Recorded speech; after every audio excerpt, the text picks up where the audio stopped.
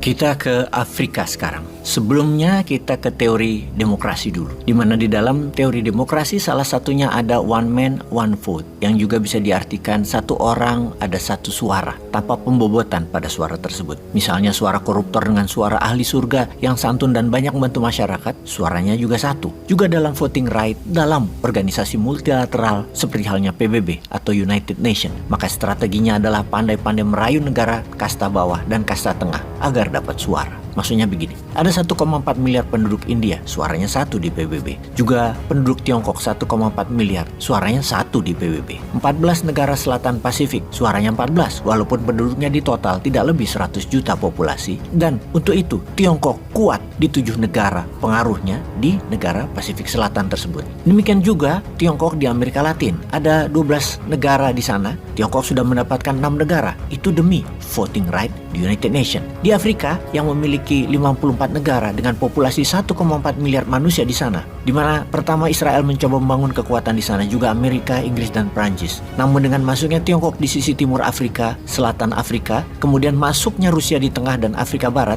nampaknya pengaruh Barat tinggal 30% saat ini di Afrika. Sebelum kita ke Afrika, kita mengingatkan keunggulan demografi Indonesia ada di tahun 2030 yang kalau Indonesia tidak ambil, maka untuk selamanya Indonesia akan ketinggalan. Apa maksudnya bonus demografi? Bonus demografi yang dimaksud adalah masa di mana penduduk usia produktif antara 15 sampai 64 tahun atau 65 tahun saat ini akan lebih besar dibandingkan usia produktif, yaitu 65 tahun ke atas, dengan porsi lebih dari 60% dari total penduduk Indonesia. Bonus demografi ini tidak lama, tidak lebih 10 tahun, dan setelah itu populasi yang tidak produktif akan disanggah atau ditanggung oleh usia mereka yang produktif, yang menjadikan beban negara ini menjadi berat. Katakan seperti di Eropa Barat, sekutu Amerika, usia yang tidak produktif di bawah 15 tahun dan di atas 65 tahun sudah merupakan 50% lebih populasi, yang mana yang tua lebih banyak dari yang muda. Artinya yang di atas 65 tahun lebih banyak dari yang 15 tahun ke bawah. Bahkan di Jepang lebih ekstrim lagi, pertumbuhan bayi minus, sehingga penduduknya saat ini di Jepang berkurang. Tiongkok sudah 50-50 antara produktif dan usia tidak produktif.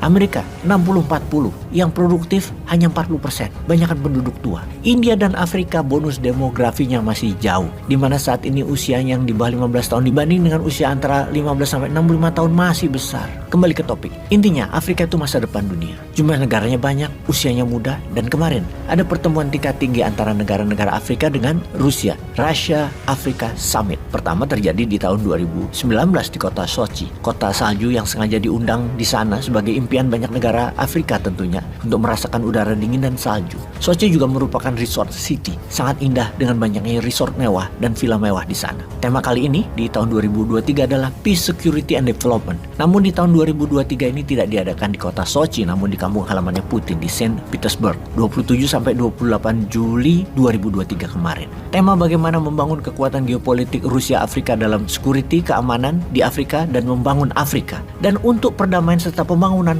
Putin memberikan free grain atau biji-bijian gratis ke negara Afrika. Gandum misalnya diberikan lebih dari 20.000 sampai 50.000 ton dalam kurun masa 3-4 bulan ke depan untuk setiap negara yang hadir. Yang hadir saat ini adalah Burkina Faso, Zimbabwe, Mali, Somalia, Republik Afrika Tengah, Eritrea, bahkan dengan free delivery. Tak perlu juga mereka bayar biaya pengiriman. Mengapa Rusia melakukan hal itu? Kita semua diinfokan bahwa ada perjanjian di tahun 2022 yang disebut Green Deal Initiative, di mana Rusia tidak akan menyerang kapal dagang yang membawa biji-bijian Ukraina melalui Laut Hitam. Namun minggu lalu Rusia walk out, membatalkan perjanjian tersebut. Dunia panik karena 15% kebutuhan dunia tertahan, terutama negara Afrika, karena 50%-nya mereka bergantung pada biji-bijian Ukraina dan Rusia. Disinilah kunci permainan globalnya Putin. Afrika tetap dibantu, diberikan gratis. Kalau begini, jadi ingat pemimpin besar Indonesia, Pak Harto, yang memberikan pupuk dari Aceh ASEAN Fertilizer ke Thailand dan Vietnam, di mana di masa itu membuat Indonesia jadi dihormati dan disegani di kawasan. Dan ketika musim paceklik di Indonesia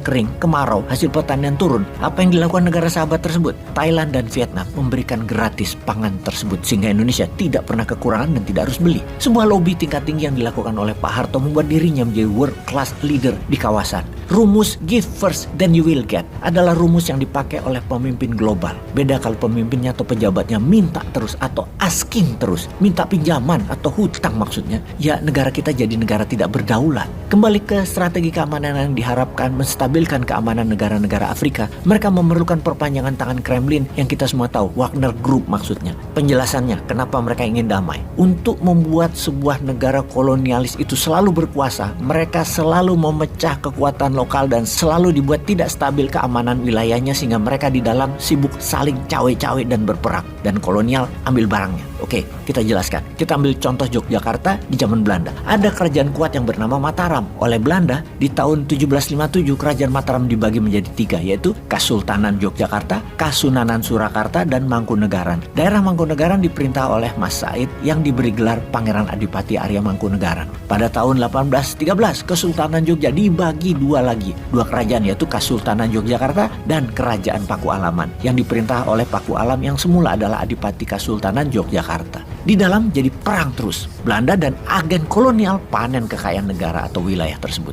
Demikian yang dilakukan oleh Amerika, Prancis, Inggris di Afrika. Digoyang terus dan dengan Wagner satu-satu dilibas, diciptakan kestabilan. Walau sebagian kekayaan alam dikelola Wagner atau Rusia dalam hal ini. Ada samanya, namun keamanan dan kestabilan jauh lebih penting untuk sebuah negara bertumbuh. Kalau dicawe-cawe, dipecah belah, tidak bersatu, yang untung hanya yang dekat dengan penguasa, terutama penguasa asing. Kalau kayak begini jadi kebayang kenapa Partai Kuning dicawe-cawe, antar partai diadu-adu. Tujuannya apa ya? Ide siapa sih ini diacak-acak terus negaranya? Jadi kangen pemimpin global ke depan yang Indonesia punya.